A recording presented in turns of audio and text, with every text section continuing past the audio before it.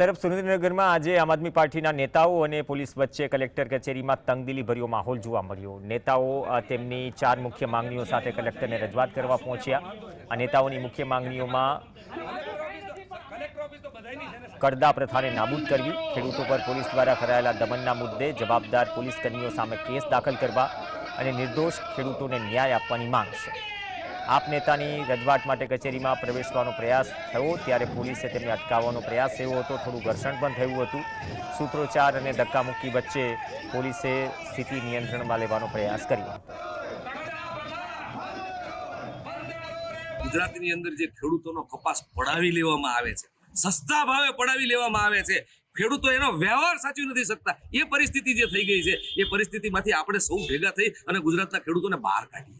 खोटा केसों रद्द करवामां आवे, खेडूतोने न्याय मळे अने पोलीस द्वारा जे दमन गुजारवामां आव्युं छे एनी सामे कड़क कार्यवाही करवामां आवे। आ मुद्दे आजे सुरेन्द्रनगर जिल्ला कलेक्टर मार्फते माननीय राज्यपालश्रीने आवेदनपत्र आपवामां आव्युं।